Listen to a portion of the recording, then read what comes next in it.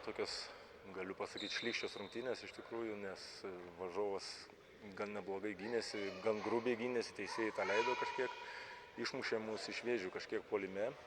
Bet ketvirtam kėliny mes parodėm tą tokį šaltakraujiškumą, nusiraminom, pradėjom normaliai skirstyti kamuolius ir pasidarėm savo tą rezultatą ketvirtam kėliny. Kai manot, kas neleido pabaigti anksčiau, trečiam kėliny irgi ir antram buvo tokių užuomazgų to sporto, bet iki galo nepavyko pabaigti. Tai kaip sakau, tas šaltas protas, aišku, kažkiek mums ir yra tas nuovargis dar, čia 4 rungtynės šią savaitę, bet vis tiek manau, kad pagrindinis dalykas tai situacijų išskaitimas buvo. Dabar šią savaitę žaidė 3 rungtynės nuo pirmadienio namuose. 4. 3 iš eilės namuose. 2 iš jų žaidėt be Aurelijaus Pukelio ir Belevičiaus, vienas be Egidijaus Dimšos. Kaip manot, kaip pavyko atlaikyti tą sunkų maratoną? Nėra lengva, patys pabandykit pareguliuoti tokią situaciją, kai vienas išvažiuoja, kitas parvažiuoja, tai čia. Bet mes nesiskundžiam, mes neverkiam, mes turime tą situaciją ir turime su tuo gyventi ir bandysime išsirituliuoti. Ir mums čia porą mėnesių su šitų dalykų reikės vargti. Šios rungtynės buvo kiek sunkesnės, prieš tai 2 buvo lengvesnės, iškovot užtikrintas pergalės, kiek galbūt skyrėsi, ar čia varžovų lygis, ar kažkokių detalių nepavyko išpildyti šiandien?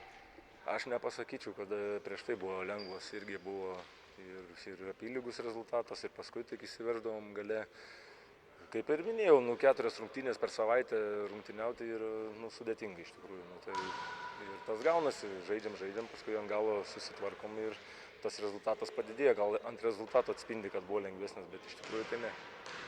Jau sezono pradžioje naudojat šiek tiek ir zoninės gynybos, čia aplinkybės tai diktuoja, ar ketinat ir toliau remtis šią gynybos sistemą? Mes turėjom gerą pasiruošimą, iš tikrųjų, porą savaičių tokių gerų, kad galėjom visi pasportuoti, tai mes išdirbom visus tos dalykus, ir zoninį, ir presingą, ir zoninę gynybą, ir šiaip asmeninį presingą per visą aikštelę. Jau anksčiau neblogai veikė Semaškos ir Brusoko tas tandemas, ar tai akcentavot prieš šiandienos rungtynes?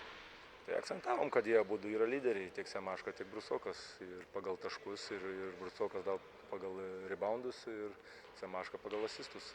Aišku, kad akcentavom, bet jie vis tiek pasidarė tuos dalykus ant savęs. Gal kažkiek norėjom išjungtus ir metikus, kažkiek rizika buvo. Dabar turėsit vėl pertraukėlę be rungtynių.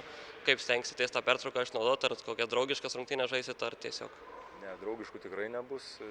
Esmė tokia, kad mums reikia ir pailsėti. Ten antradienį lygtais grįžta kiti, ten išvažiavę kur 3 prieš 3. Tai planas yra pailsėti ir padirbti, kai būsime visi.